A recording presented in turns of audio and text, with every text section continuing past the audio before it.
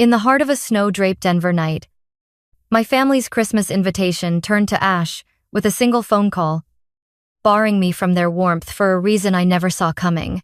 Their rejection, sharp as a blade, was meant to erase me, but it sparked a silent rebellion that would unravel their carefully curated world.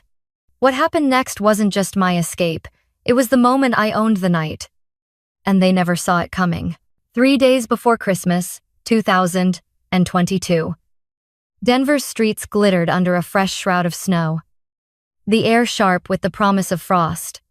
Soft jazz carols spilled from passing cars, weaving through the evening like a fragile thread of warmth. I, Skylar Morgan, pushed open the door to my one-bedroom apartment near Capitol Hill, my bones aching from a double shift at the community clinic, me fingers numb from the biting cold. Fumbled with my keys, my breath still fogged the air. A ghostly reminder of the 20-degree chill outside. I kicked off my snow-crusted boots, peeled off my navy scrubs, and let out a sigh that seemed to carry the weight of the day. By the door, a small suitcase stood ready, a pine green scarf folded neatly on top. Beside it, a cluster of gifts, each wrapped with care. Each chosen with intention, waited like silent prayers. A tin of nutmeg for Mom's pie, the exact toffee Aunt Ramona loved. I'd done everything right. Again, hoping this year I'd finally belong. The glow of my thrift store Christmas tree flickered, casting shadows across the room. I was about to collapse onto the couch when my phone buzzed. The screen flashing, Julian, my older brother, the golden son. I answered with a tired smile. Hey, Jules. His voice came through. Not warm, but cautious, like someone stepping onto thin ice. Hey, Skylar. So, heads up, Marina's coming to Christmas this year. I froze. Marina. His new girlfriend. The one who burned sage in our living room, because my work in geriatrics carried death. Julian cleared his throat. She's big on emotional alignment. You know, and the energy you bring from the clinic, it's just too heavy for her. So, we're thinking, maybe you sit this one out. Just for peace. Yeah, nothing personal. The words hit like a slap. Sharp and cold. Before I could respond, my phone lit up again. Mom. Her voice was honeyed steel. The kind that cuts while it soothes. Sweetheart, we just want harmony this Christmas. Marina's sensitive, and your presence might disrupt things. If you show up, Skylar, we won't open the door. Let's keep it simple.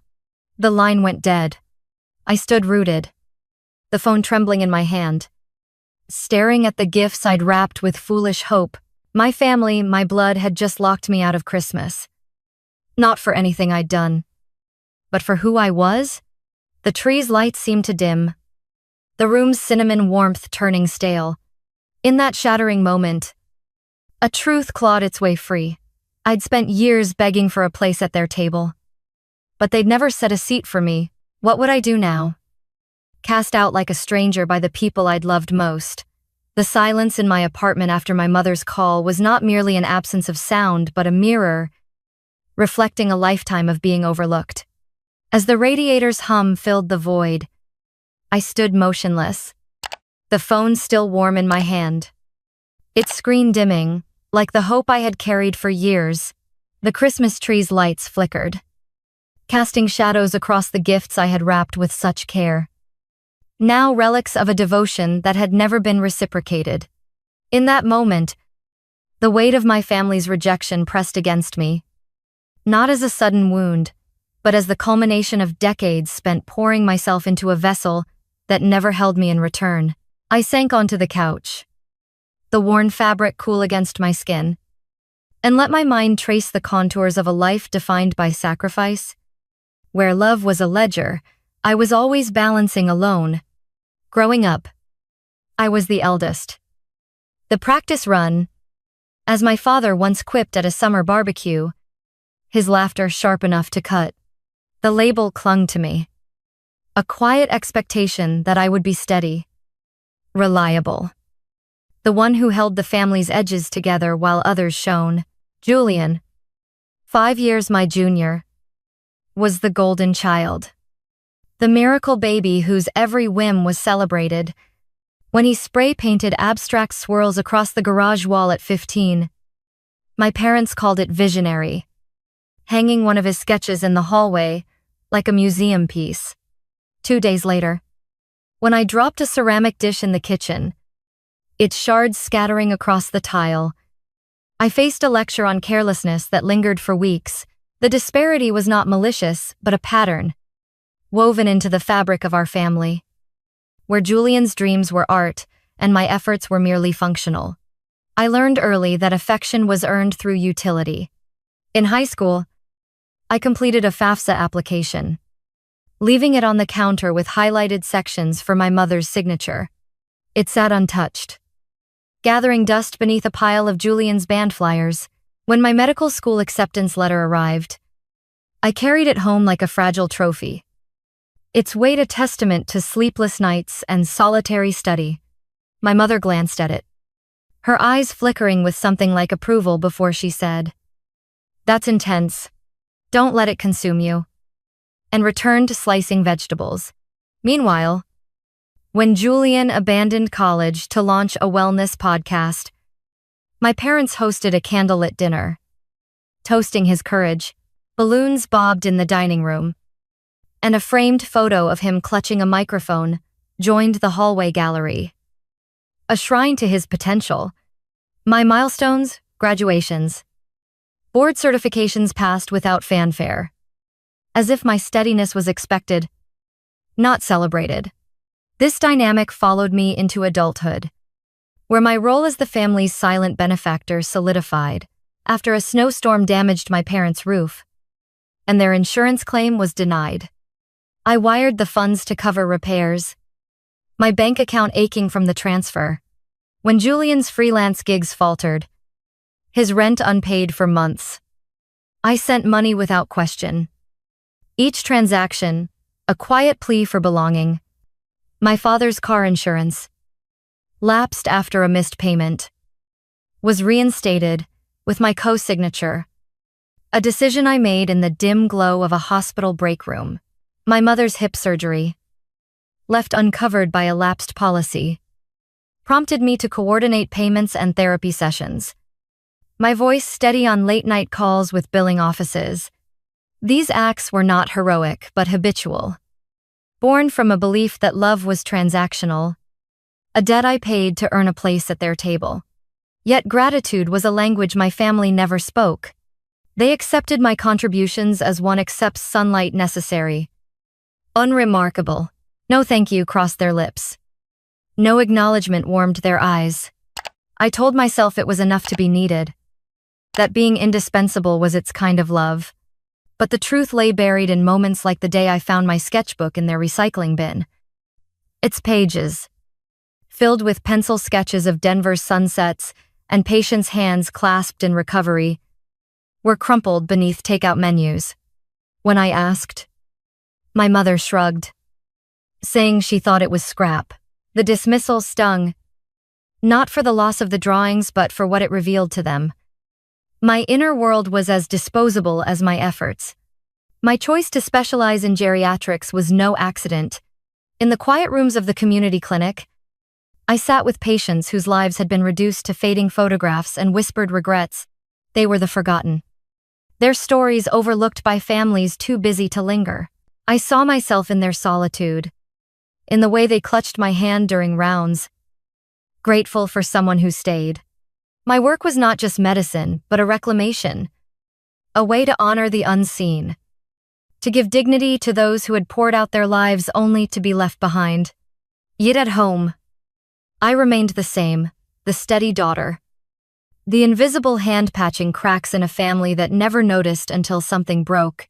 That night, as the snow fell outside my window, soft and relentless, I realized how deeply I had internalized their indifference. I had been the scaffolding, essential but uncelebrated, holding up a structure that never paused to see me. The gifts by my door, the suitcase packed with care, were not just offerings for Christmas, but symbols of a lifetime spent trying to prove my worth.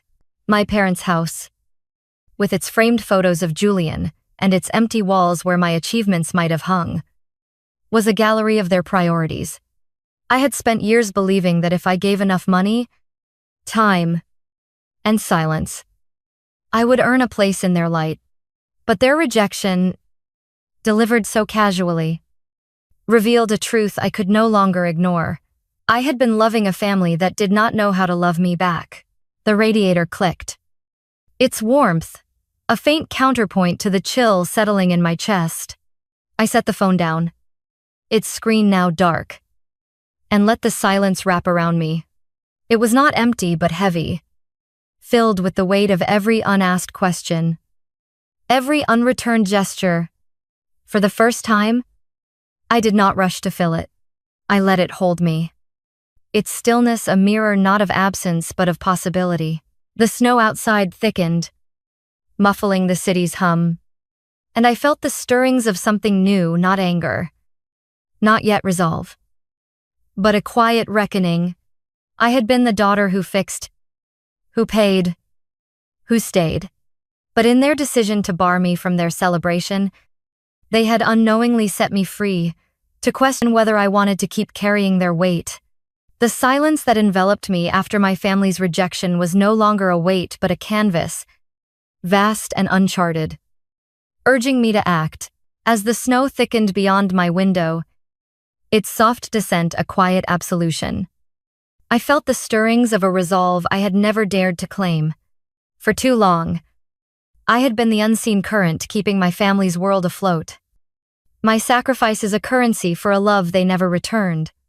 But in that moment, with the radiator's hum as my only companion, I chose to stop. I would no longer be the scaffolding for a structure that refused to see me. My hands, steady from years of suturing wounds and charting vitals, moved with purpose, not anger. As I began to dismantle the invisible chains I had worn, I opened my laptop, its screen casting a cold glow across the dim room. My banking app loaded, each click a deliberate step toward liberation. The automatic transfer of $8, Ling, sent monthly to cover my parents' mortgage, flickered on the screen. I hovered over the cancel button, my breath shallow, then pressed it. The confirmation was instantaneous. A quiet severing of a cord I had mistaken for duty. Next, I locked my emergency savings, a fund I had dipped into for Julian's unpaid bills and my parents' unexpected repairs. With a few more taps, I terminated the joint car insurance I had co-signed for my father. Its lapse no longer my burden. Each action was mechanical, like charting a patient's dossier. Yet beneath the routine stirred a profound stillness.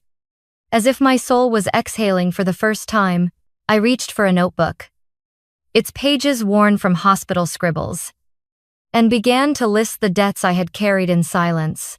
The plane tickets I had bought for Julian's impulsive trips, the medical bills I had settled when my mother's therapy lapsed, the utility payments I had covered during their lean months. The list grew, ink blurring, not from tears, but from the weight of my unseen labor. I wrote not to accuse, but to witness, to see the scope of my giving laid bare. The act was a reckoning, a mirror held to a life I had let shrink to fit their needs. When I set the pen down, the notebook felt heavier, a testament to the cost of my loyalty. I rose and approached the Christmas tree, its lights still blinking with naive cheer. My fingers found the plug, and with a gentle tug, I silenced its glow. The room darkened, the shadows softening the outlines of the gifts I had wrapped with such hope.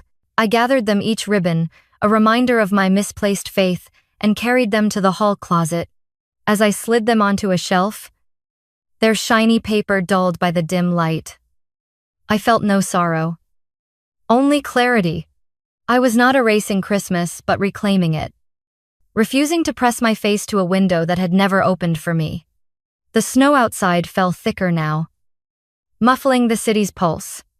I stood by the window, my reflection faint against the glass, and felt a sensation unfamiliar yet undeniable freedom. It was not loud or triumphant, but tentative, like a seedling breaking through frost.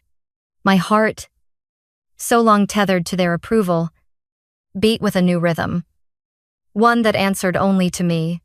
I had spent years believing my worth lay in what I could provide, but in that quiet act of refusal, I began to see myself not as their savior, but as my own. The cage I had lived in was not locked. I had simply never tried the door. Now, I stepped through, leaving their expectations behind, like footprints buried in snow. Christmas morning dawned, soft and gray, the Denver skyline cloaked in fog, snow dusting the rooftops like forgotten promises.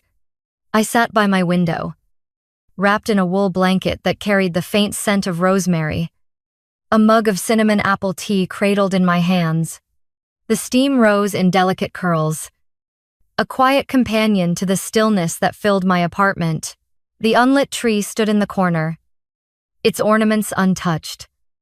Yet I felt no ache, only a sacred calm, like the hush after a long-held breath. I did not call or text, did not scroll for festive updates. For the first time, I let the silence be mine, a space where I could simply exist, unburdened by the need to fix or prove. Across town, in a house aglow with lights and laughter, my absence became a fracture. At the family gathering, Marina, wine glass in hand, paused before a mantel lined with photos. Her eyes caught a faded snapshot from a long-ago birthday. You me mid-laugh in a too large sweater. That's Skylar. Isn't it? She asked, her voice clear in the festive hum. The doctor who stayed with my neighbor through the night saved her life. The room stilled. Laughter faltered. Forks paused. Glasses ceased clinking. My mother's smile tightened. Julian's face drained of color. Marina's gaze swept the silent faces. Confusion, sharpening her tone. Wait. Skylar's your sister. Whatever half-truth followed. It was enough. Marina set down her glass, thanked them with a courtesy sharp as ice, and left. By evening, the ripple had spread. Marina posted online, not a tirade, but a few precise lines about families who erase their own to preserve a polished story, about the harm woven into curated silences. The words, though I never read them, struck like a match in the dry tinder of my family's image. Julian's art circles, small and gossipy, began to whisper. Friends questioned. Connections wavered. And his charm was no longer enough to shield him. The fallout was not mine. Yet it found me. My phone buzzed as dusk painted the sky, a bruised purple. Aunt Ramona's name flashed. I answered, my voice rough from disuse. What happened? Her tone was soft. Careful, they're saying you ruined Christmas. Skylar. But you weren't even there. The accusation stung. Not for its falsehood, but for its audacity. I had been uninvited. Yet my absence was the crime. In that moment, I understood they did not miss me. Only the version of me who smoothed their edges. But that Skylar was gone. And with her, the illusion they had built. The echo of Aunt Ramona's words, my family's claim that I had ruined their Christmas, lingered like a bruise as I set down the phone. The Denver night pressed against my window, snowflakes swirling in the streetlight's glow. But I felt no urge to defend myself. Their accusation, though baseless, revealed a deeper truth. They did not seek me. But the control they had lost, in the days that followed, their desperation unfurled, not as reconciliation, but as a calculated campaign to reclaim the Skylar who had once bent to their will. I watched it unfold. my heart steady. My resolve a wall forged not of bitterness but of clarity. The first move came in an email. If its subject line, a hollow plea, let's reset. Signed by my parents and Julian. It read like a corporate briefing. All polished phrases and no substance. They spoke of holiday stress, of misunderstandings, but buried in the text was the true request. Could I reach out to Marina? Clarify her misconception. Mend the damage to Julian's reputation. The words were not an apology, but a transaction. A demand veiled in familial unity. I read it once, my finger hovering over the delete key, and let it vanish unanswered. Their need was not my burden. I had carried enough. Then came a sharper tactic. My phone rang one afternoon. The hospital administrator's name flashing unexpectedly. David Reynolds, whose kind eyes I recalled from a fundraiser, spoke hesitantly. Skylar, your father called. He's concerned about your emotional well-being and suggested you might need time off. The words chilled me. Not for their lie, but for their intent. My father, who had once dismissed my intensity as a flaw, now wielded it as a weapon. Hoping to unsettle my professional standing, David's skepticism was clear. He saw through the ploy, but the attempt was a stark reminder they sought leverage, not love. I thanked him, my voice even, and hung up. The betrayal settling like frost in my veins. Their final gambit arrived on a Sunday in mid-January. The winter cold biting at my apartment's edges. I was charting patient notes, a mug of tea cooling beside me, when a soft knock broke the quiet. Through the peephole, I saw them, my mother, father, Julian bundled in coats, their smiles thin as cracked ice. I opened the door a fraction, letting the cold slip through, but kept the chain in place. My mother's voice, soft as a practiced lullaby, began. We just want to talk. I stood unmoved, my gaze steady. Julian shifted nervously, and my father's jaw tightened with impatience. They were not here for me, but for the Skylar who had once folded herself small to fit their needs. That woman no longer existed. No, I said, the word simple. Final. My mother's face faltered, disbelief flickering in her eyes. As if she could not fathom my refusal, I closed the door. The click of the lock, a boundary drawn in steel. Their voices rose outside, first pleading, then sharp with frustration. But I returned to my desk, the tea's bitterness grounding me. They wanted the old Skylar, the one who smoothed their chaos with silence and sacrifice. But I had stepped beyond their reach, my heart no longer theirs to shape. The snow outside fell softly, erasing their footsteps, and I sat in the stillness, not as a daughter seeking approval, but as a woman claiming her own space. Their desperation was not my failure, but theirs a mirror they could not escape. The days after my family's visit unfolded gently, like petals opening to dawn. The silence in my apartment, once heavy, became a sanctuary, a space where I could breathe without expectation. One afternoon, a small package arrived. Its brown paper marked only with my name in neat, slanted script. Inside was a letter from Marina, its ivory stationery smudged at the edges. Her words pressed with care. She wrote of her grandmother, still vibrant, walking to the market each Saturday. Marina described how, when hope had waned, one doctor had stayed, treating her grandmother not as a case but as a life, still rich with possibility. You reminded her she was living, she wrote. I read the letter thrice, my fingers tracing its ink, then framed it above my desk, where morning light could touch its truth. Another email from my family arrived soon after, its tone less polished, more frantic.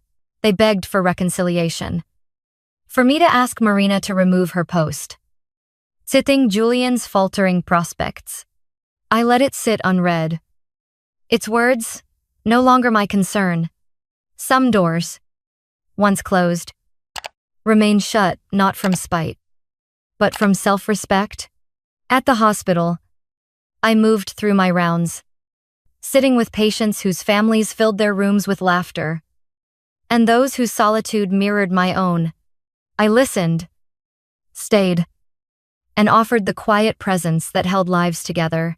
This work, unseen by most, was my anchor. A purpose that needed no applause. Sitting at my desk one evening, the framed letter catching the fading light, I reflected on the years I had spent seeking a place in a family that saw me only when it served them. I had once believed love required my silence, my sacrifice. But in choosing myself, I had discovered a truth more enduring. My worth was not theirs to grant. The snow outside whispered against the glass, a soft hymn to my freedom. I invite you, if this resonates, to share your story. Speak of the moments you felt unseen, the boundaries you built. In naming our truths, we remind each other, we are not alone. You are enough, just as you are. As I sit in the quiet of my Denver apartment, the winter's chill softened by the glow of a single lamp, I trace the lessons that have reshaped my understanding of love and self-worth. For years, I believed that devotion was measured by what I could give time, resources, pieces of my spirit offered without expectation of return. I thought that by being indispensable, I would secure a place in the hearts of those I held dear. But the silence that followed their dismissal taught me a truth as stark as the snow outside my window. Love is not a debt to be paid, nor a role to be performed. It is a gift, freely given. And I had been pouring mine into hands that never opened to receive it. The first lesson was the power of boundaries. I learned that saying no, not out of spite but from self-respect, is an act of courage.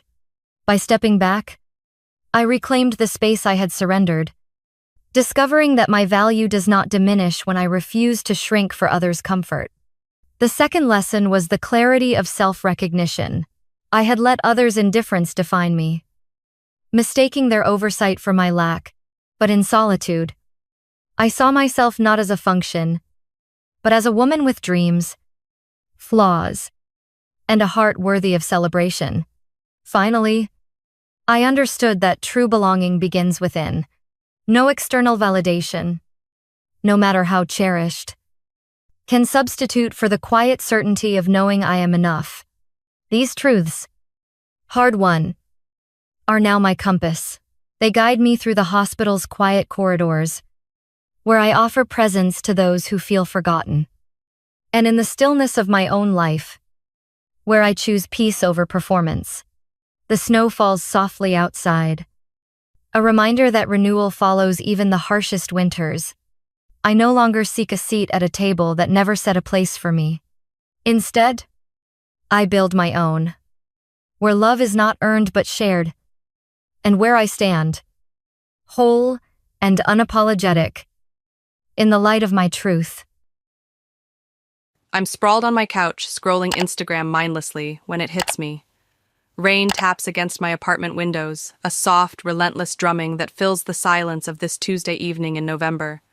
The dim light from my phone screen flickers as my thumb drags down. Another dog video, a friend's vacation pic. Then, there it is, a photo. Lauren's lips pressed against Ethan's, her arms slung around his neck like she belongs there. The caption slices through me like a blade. Sometimes the best things happen unexpectedly. My fingers go numb. The phone clatters to the floor, skidding across the hardwood with a dull thud. I can't breathe. Lauren, my best friend since college. Ethan, my ex of 4 years. 8 months ago, he walked out of my life, his hazel eyes avoiding mine as he mumbled some excuse about not being ready for commitment. 8 months? And now this? My chest tightens, a scream clawing its way up my throat, but it lodges there, silent and choking. I stare at the ceiling, the rain's rhythm mocking me. Tap, tap, tap, like it's counting the seconds since my world shattered. I grab the phone again, hands trembling, and zoom in. Her dark hair spills over his shoulder. His smile, God, that smile I used to wake up to, is wide and unguarded. They look happy. Happier than we ever were. How long? When did this start?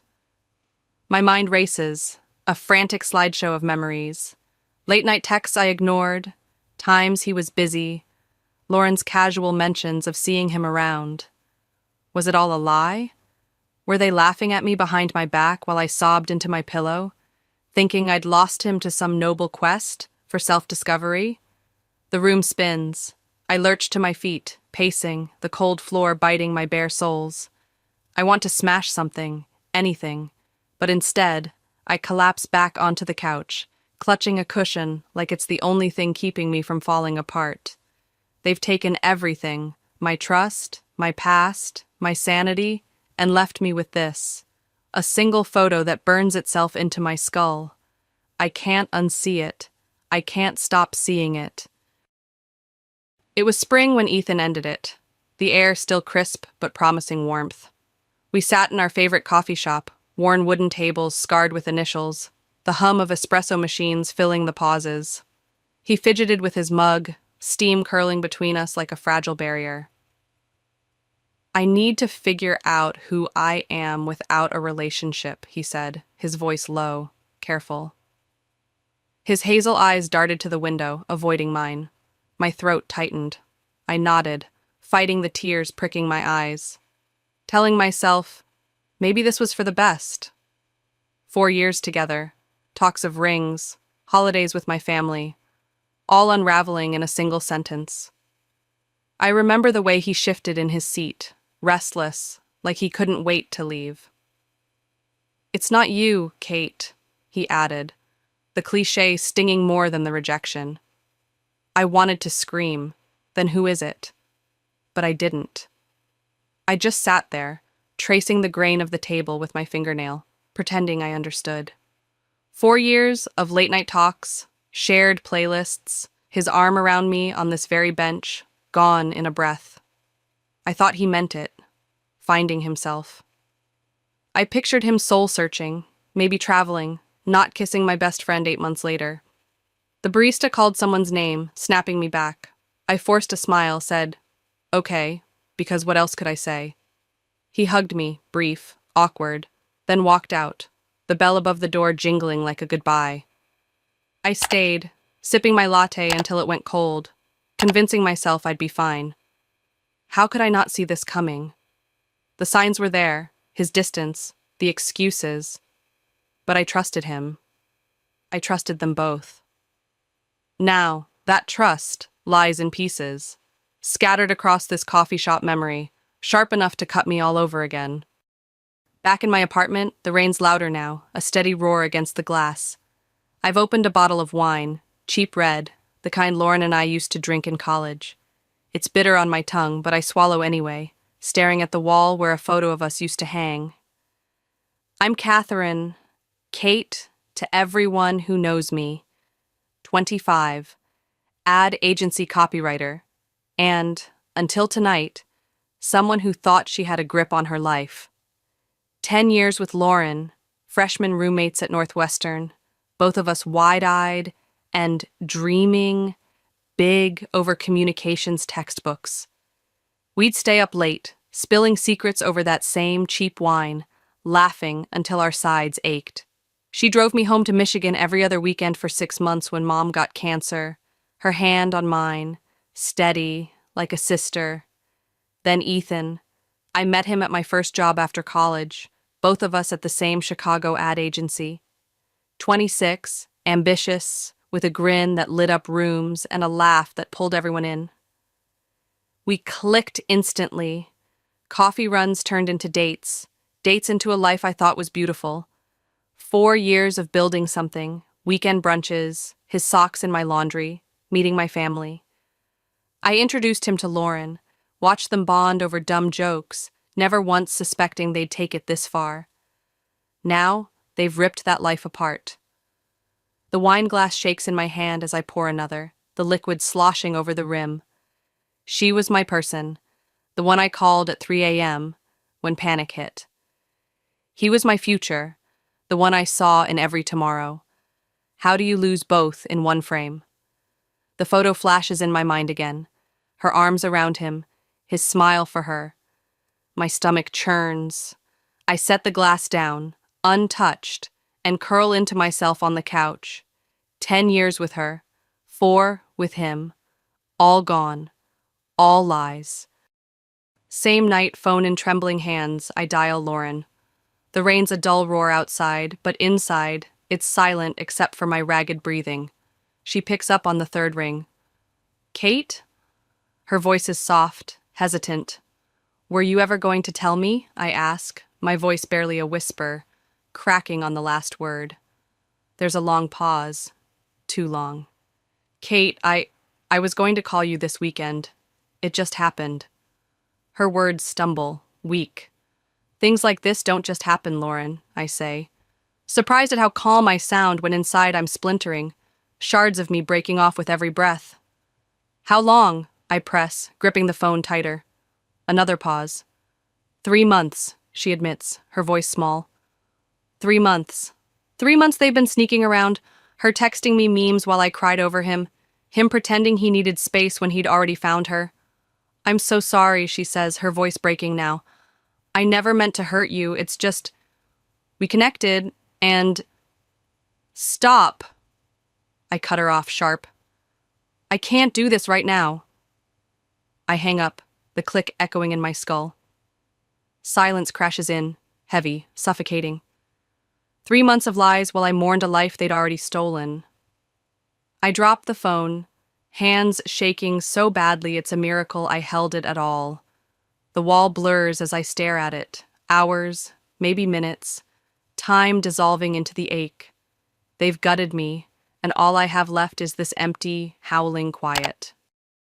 Weeks blur into a haze, my apartment a tomb of takeout containers and drawn curtains. I block them on social media, not out of spite, but survival. Yet I can't stop torturing myself. Old photos on my laptop, Ethan's arm around me at the lake, Lauren's grin beside me at graduation, each one a fresh wound. Some days, I'm furious, hurling pillows, screaming into the void until my voice cracks. Others, the sadness swamps me, heavy and thick, pinning me to the bed, tears soaking the sheets. Work calls go unanswered. Friends text, "You okay?"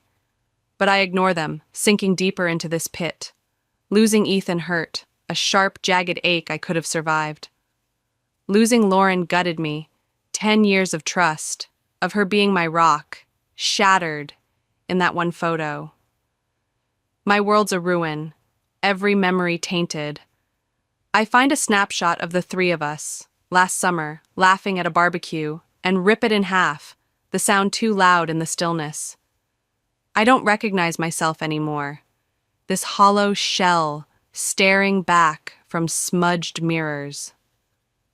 The rain keeps falling outside, relentless, like it's mourning for me. I don't know how to climb out. I don't know if I want to. The apartment's a mess, takeout boxes stacked like gravestones, curtains sealing out the world. When Ryan barges in, my older brother, 29 and built like he could bench press my problems, doesn't knock. He just pushes past me, his boots thudding on the hardwood. You look like hell, he says, blunt as ever, and yanks the curtains open. Harsh winter sunlight floods the room, stinging my eyes after weeks in the dark. I squint, muttering, "Thanks for the update," as I close the door behind him. He doesn't laugh. Instead, he grimaces at the chaos, unwashed clothes, half-empty wine bottles, and turns to me with a look that's all steel and worry. "This ends today," he announces, voice firm like he's issuing a decree. I collapse onto the couch, the springs creaking under me, and shrug. Easy for you to say, you didn't lose your boyfriend and best friend in one go. He sits beside me, closer than I expect, his expression softening, but not wavering. No, he admits. but I watched my little sister get her heart ripped out twice. And now I'm watching her waste away over people who don't deserve her. His words land like a punch, raw, unfiltered, cutting through the fog I've been drowning in. I blink, staring at him, and something stirs inside me, faint but real. You've given them enough of your time and energy, he adds, quieter now. Enough, Kate. The room's still a wreck, the pain still gnaws, but his voice, steady, certain, cracks the numbness. For the first time in weeks, I feel a flicker of fight. Maybe he's right. Maybe enough is enough.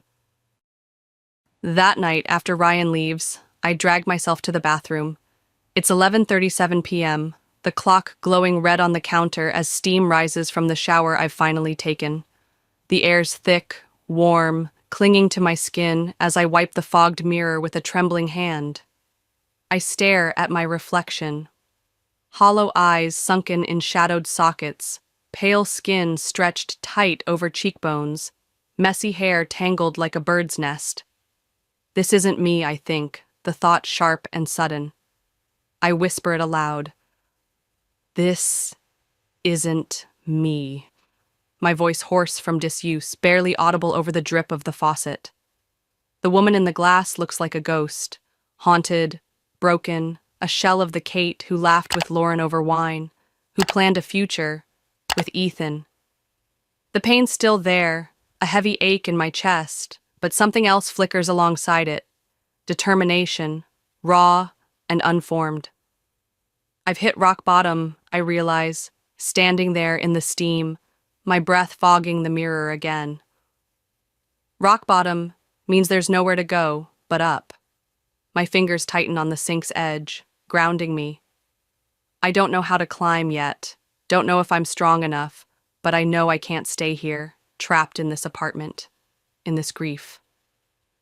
Ryan's words echo. You've given them enough. I nod at the ghost in the mirror, a promise forming. Not for them, for me. I'll find my way back. I have to.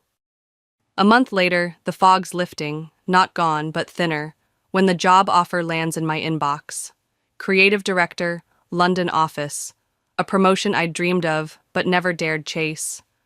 I hesitate, staring at the screen in my still cluttered apartment, the cursor blinking like a heartbeat. Chicago's all I've known. Family, friends, the life I built with Ethan and Lauren. But that life's ashes now, scattered by their betrayal. I pace, the hardwood creaking under my socks, weighing the leap. Then, I think of Ryan tossing that photo of Lauren and me into the trash last week, his nod when I told him about the offer. Go, he'd said, simple and sure. I type my acceptance, hit send, and feel the air shift, scary, exhilarating, a door cracking open. Packing's a blur, clothes stuffed into suitcases, books boxed up, that photo frame left behind. Ryan helps, hauling stuff to the curb, his silence a steady anchor. The flight to London's long turbulence rattling my nerves. But when I step onto British soil, gray skies greet me with a damp chill and a whisper of possibility. My new apartment in Notting Hill's small but mine, high ceilings, a view of wet cobblestones, a fresh start. I unpack slowly, hanging a single picture of Mom and Ryan, nothing from before. The agency's a whirlwind, new faces, sharp accents, campaigns I sink my teeth into. I'm 26 now, a year older than when Ethan left, and each day here feels like shedding a skin I didn't know I'd outgrown. Their betrayal pushed me to this, I realize one night, standing at my window as rain streaks the glass. It's not forgiveness, not yet, but a strange gratitude.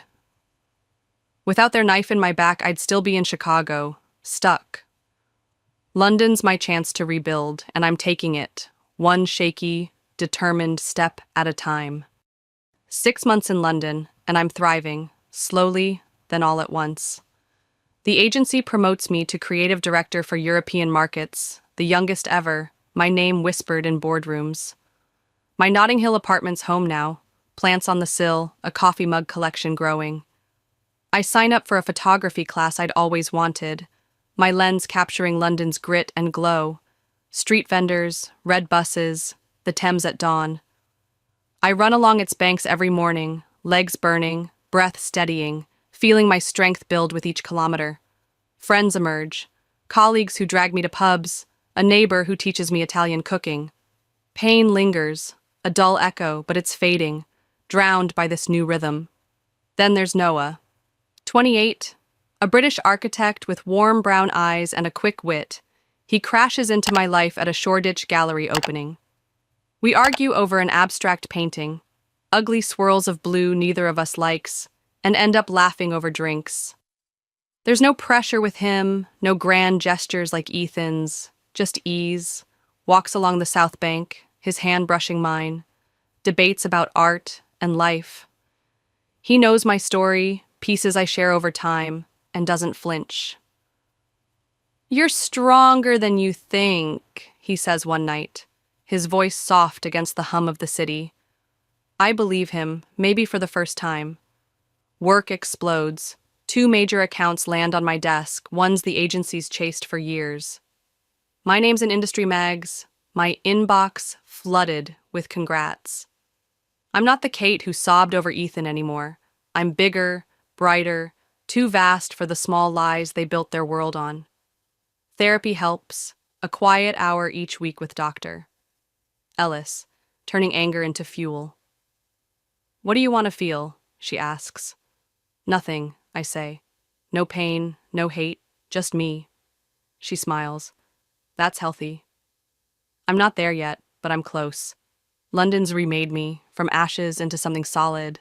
And I'm not looking back, not until the past comes knocking. I'm in my kitchen, coffee brewing, when the envelope slides through my mail slot, cream-colored, gold-embossed, elegant. I flip it over, see Lauren's handwriting, and my stomach drops. "Mr. Ethan Brooks and Ms. Lauren Miller request your presence." Their wedding invitation. 6 months into my London life, and here they are, clawing back in. A handwritten note slips out. "Kate, I know this is the last thing you want. We've hurt you, and I live with that guilt. You were my best friend for a decade. If you can come, it'd mean the world.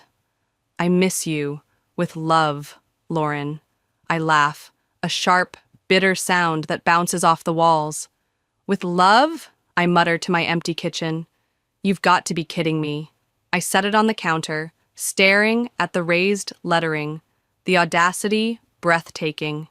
They expect me to watch them vow forever after shredding my trust? Part of me wants to rip it up, burn it, forget it. But something stops me, a pull, not for them, but for me. To face this, to prove it can't break me again. I sip my coffee, the bitterness matching my mood, and picture it. Me, there, head high, their guilt staring back.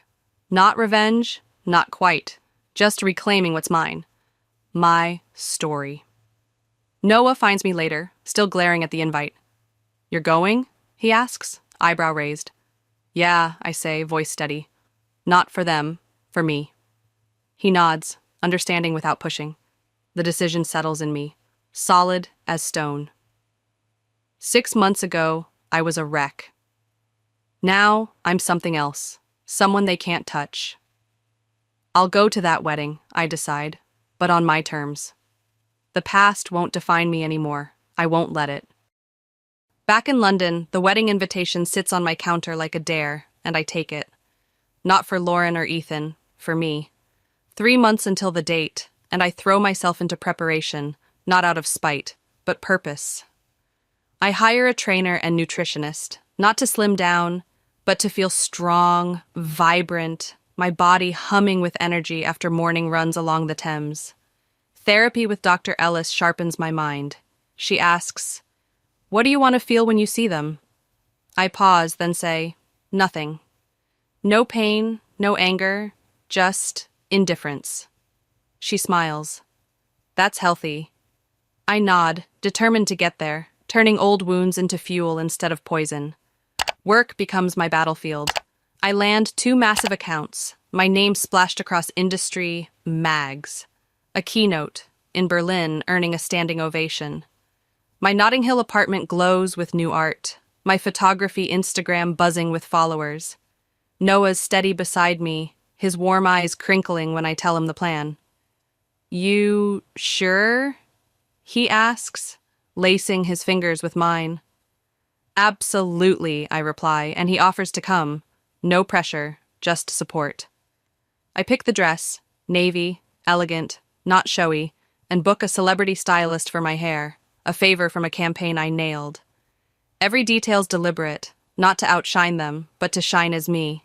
Katherine Johnson, 26, unstoppable. I practice smiles in the mirror, gracious but firm, imagining their faces. Indifference is my goal. Their regret, a quiet bonus. 3 months pass in a blur of sweat, success, and stealing myself.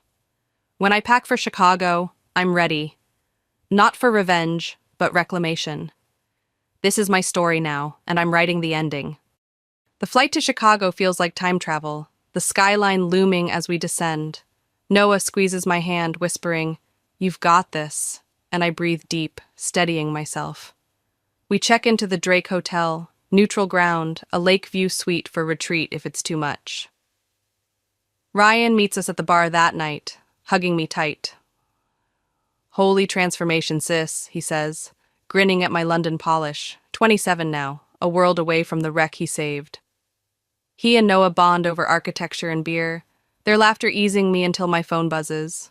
"Lauren, heard you're in town, coffee tomorrow, just us?" I show Ryan, who raises an eyebrow. "You doing it?" I type back, "Sure." Lobby cafe, 11 a.m., and hit send, calm settling over me. Next morning I dress with care, white trousers, silk blouse, Cartier watch from my latest win, my armor subtle but sharp. Lauren walks in at 11, thinner than I remember, stress tightening her eyes. "Kate," she says, voice catching, "you look incredible." I stand, offering a brief hug, polite, no warmth, and we sit. "Congratulations on tomorrow," I say, neutral. She nods, fidgeting. "I wasn't sure you'd come." Neither was I admit. But I am in a different place now. She studies me, surprised by my composure. "London's been good," she murmurs.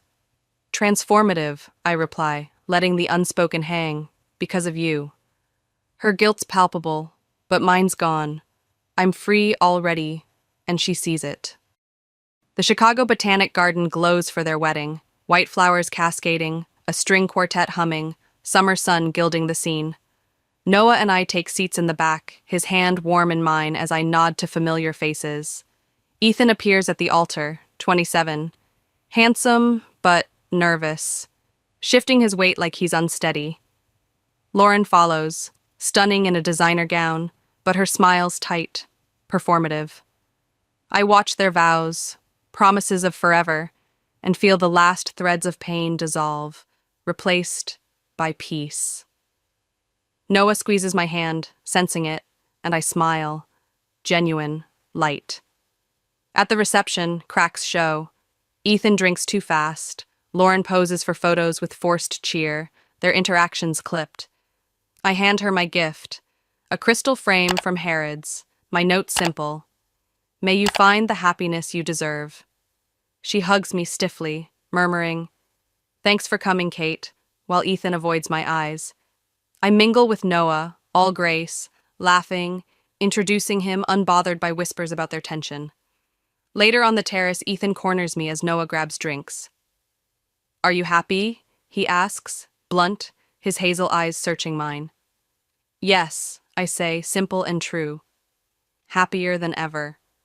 He looks away, fairy lights reflecting in his gaze. "I think I made a mistake, Kate." The words I once craved hit me now with pity, not triumph. "The mistake wasn't leaving me," I say gently. "It was how you did it, the lies, the betrayal. But it led me where I'm meant to be." He flinches. Regret plain, but I'm past it.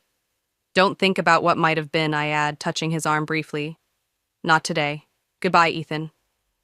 I walk back to Noah, who pulls me into a waltz. Steps we learned in London, effortless and bright. Ethan watches, but I don't care. Their facade crumbles. His drinking, her strain, the best man's awkward toast about bigger and better things drawing glances my way. I sip champagne, serene. When we leave, the night's still young, but I'm done. Noah grins in the Uber. Left them wanting more. I laugh, free, completely, utterly free. We upgrade to first class for the flight back, champagne fizzing in our glasses as London calls us home.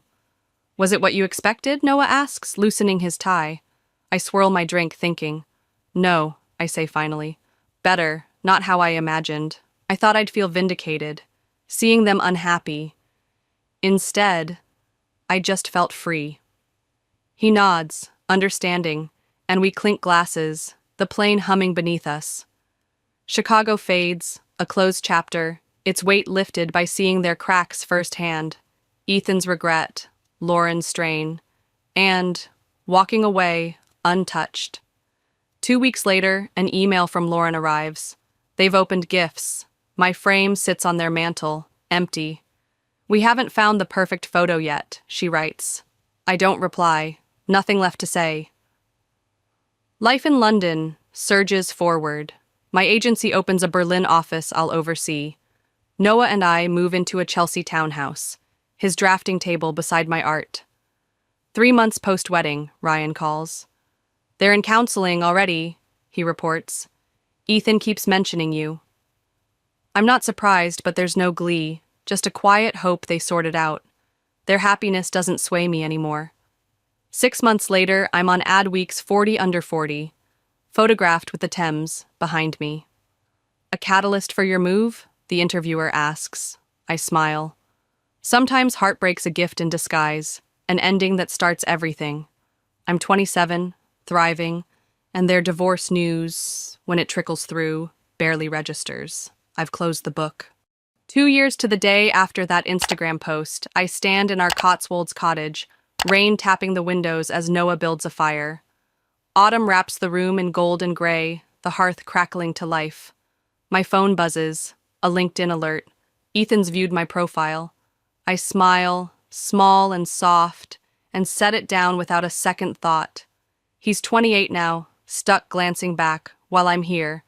28, forward, whole. Noah looks up, embers reflecting in his eyes. Everything okay? Perfect, I say, curling beside him. Their betrayal birthed this. London, Noah, a career that soars, a life redesigned. Their marriage crumbled, but mine flourished, not in spite, but beyond them. True revenge wasn't their fall. It was realizing I didn't need it. I'm too full, purpose, love, joy, for their shadows to linger. The past's a memory, faint and fading. This is my story, and it's beautiful.